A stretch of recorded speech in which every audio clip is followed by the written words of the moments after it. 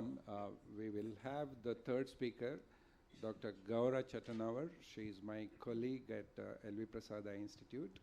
She has a special interest in cataract and ocular genetics. GOURA, over to you.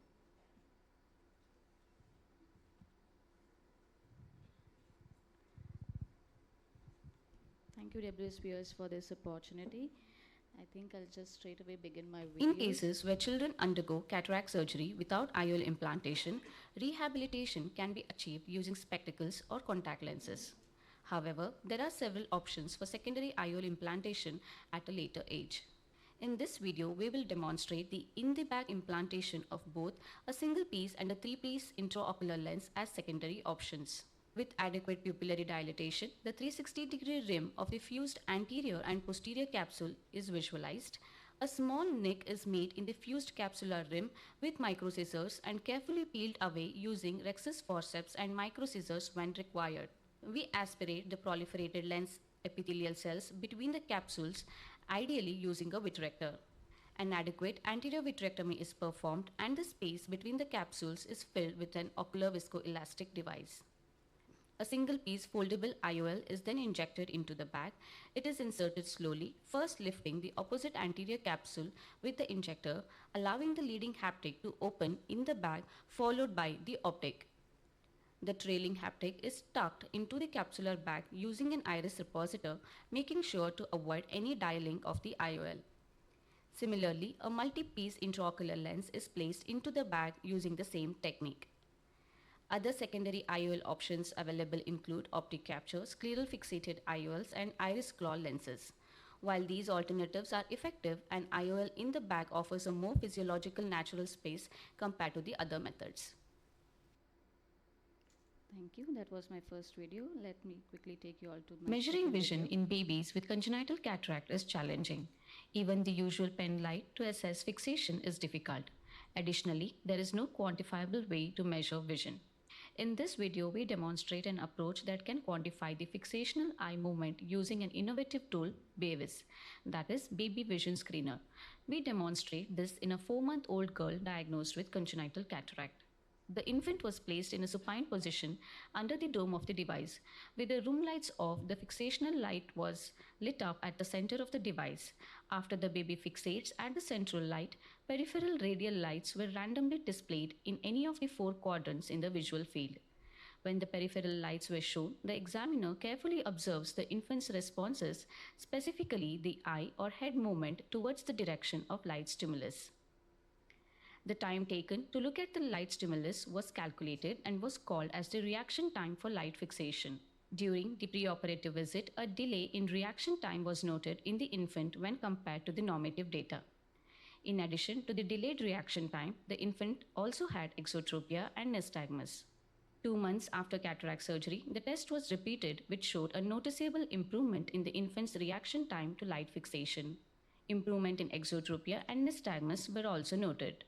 7 months after cataract surgery, the ocular alignment and nystagmus had improved. Further improvement in the reaction time to light fixation was observed and was comparable to the normative data. These observations highlight the effectiveness of Baby Vision Screener as a quantitative tool for assessing the reaction time for light fixation in infants, providing valuable insight for their longitudinal care.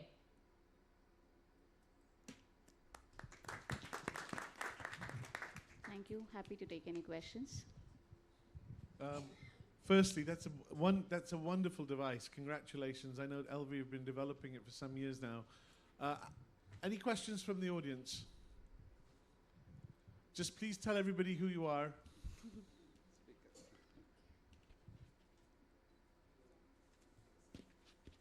Hi, I'm Dr. Jyoti Matalia from Bangalore, India. I want to give a tip regarding putting in the lens, especially when you have a posterior capsular excess done. There's always a fear for initial novice surgeons do it. So I always advise them to aim towards the equator or towards the anterior capsule. Because when you're trying to push and you're under stress, you may push it down and your haptic will go between the space. Being a foldable lens, it can even go down. So aim towards your equator or the anterior capsule. Once your haptic starts opening, keep watching your posterior capsule that is not getting deformed. And then as it opens in, you can dial in. So very important, because I've seen patients going in and directly pushing into your posterior capsule. So in the initial stages, please aim towards your anterior capsule. Yeah. Great point. And again, please just say where you're from, who you I'm are. Dr. Parul, and I'm a faculty in Medical College, Kanpur, UP, India. A very practical question I want to ask. The instrument is great, but is it really, when you lie the child under the instrument, is child comfortable there and are we really able to do what we really want to? I mean, is child not cranky? Because it's so difficult to examine. So are we able to do it actually? Most of the times, yes, but yes, the cooperation of the child is very important. The video So you showed, the child is really happy and following, but I So don't think it will this is- happen most of the times. This is like Telerekiti chart. When you do that, every child cooperates? No. We have additional things like audio, some music. There is a pause time when you do this because sometimes before the child gets adapted to this, we play some music and then bring them. Yeah, So because- if you do it out of 100 children, yeah, probably 70 or 80 will cooperate. 70, 80 will cooperate. That's still a good 10 number. to 20% of them will have Because to in this- abandon it or do it later. Yeah, because in this we are keeping that over the child, and child will not be able to see the parent also around. So I Yeah. not sure Yes. how So much. There are there's- two things we have modified. In Eli Prasad's stall, it's there if you want to see. We keep the child like this, right? That's one method. Second thing is child can be sitting on the mother.